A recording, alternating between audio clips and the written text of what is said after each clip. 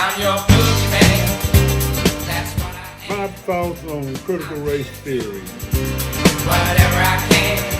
Be it early morning, late afternoon.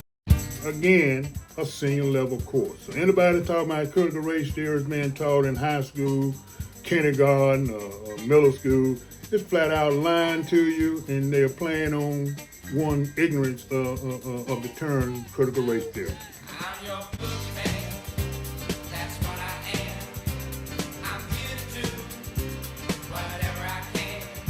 Be it early morning, late afternoon, or at midnight. It's never too soon. My thoughts on the critical race theory, and the last word, theory, which is a supposition of something that is uncertain. There are many facts that can be certain, but it has not been totally proven that the government and the private sector colluded together to leave a set of peoples out of this practice.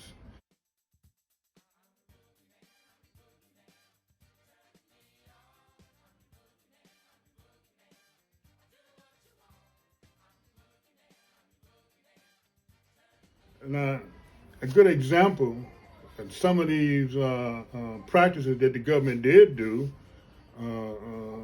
let's take the 1932-33 Fair Housing Act. In that act, there was a title called Section 8. And Section 8 is where the government built homes for certain incomes and put those homes in well-off neighborhoods where they could attend, and they was low-income people. Well, black people didn't know about Section 8 and didn't become privy to Section 8 until the late 1970s. So that's one example that the theory is based on, but it still is not proven fact.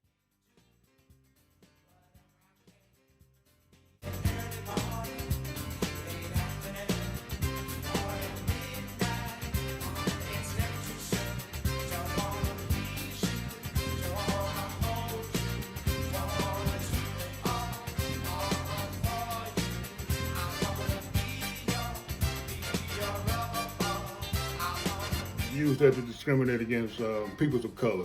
So right now, it's just what it is, a theory.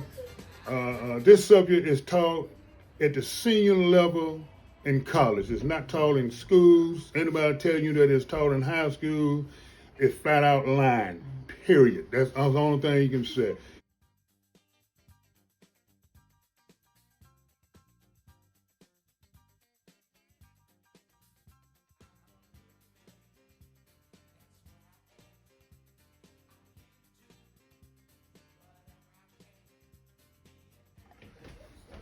Technology advancement is geared towards my grandchildren.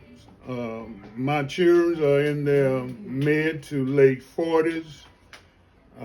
Not saying that they're not capable to go back to school and learn technology, but technology is based on the future.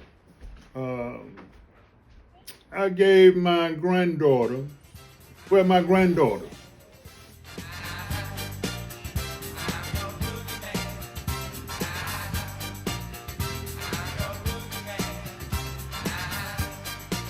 under the age of 10, all had a computer at an early age. So when the pandemic hit, they didn't have a problem in virtual learning. As a matter of fact, they excel in virtual learning.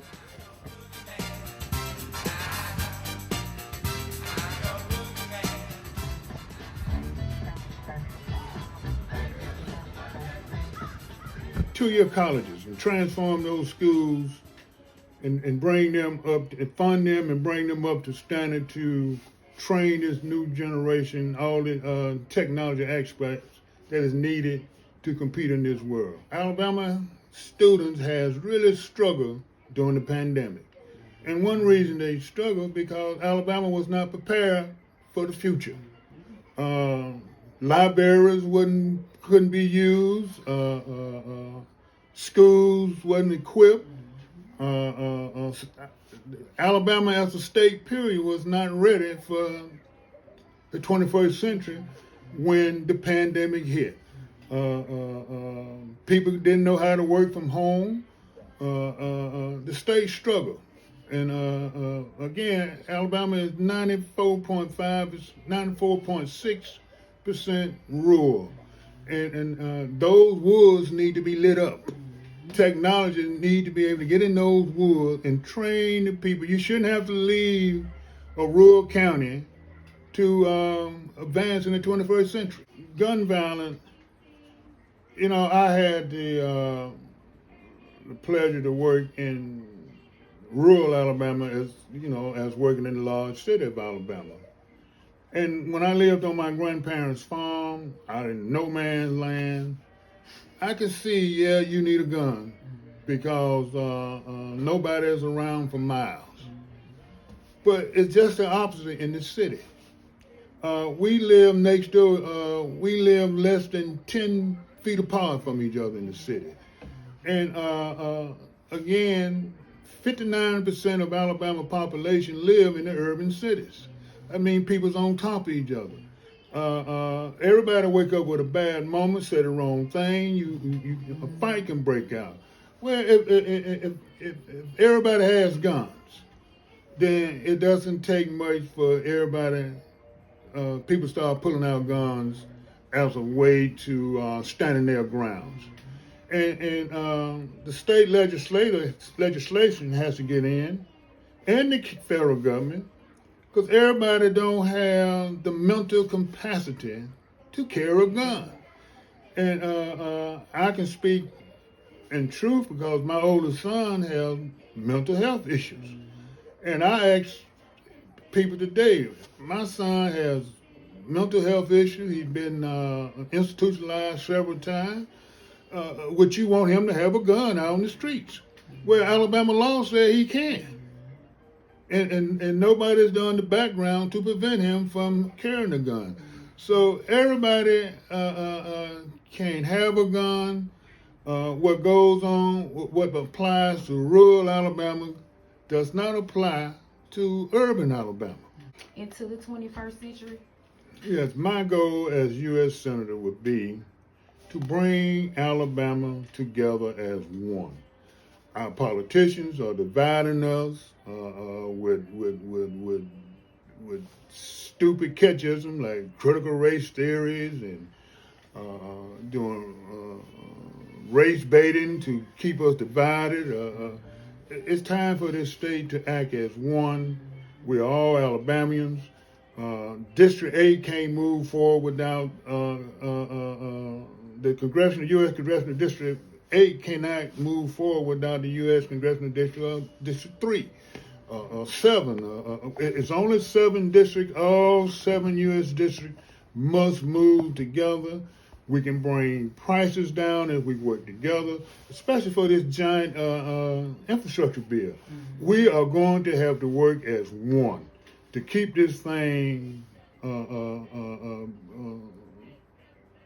budget low enough where all municipalities, all counties can afford to meet the federal government on its part. The federal government is only going to pay 65%. The state and local government's going to have to come up with the rest of that money. And the only way we can do that to keep the costs down is work together as one Alabama.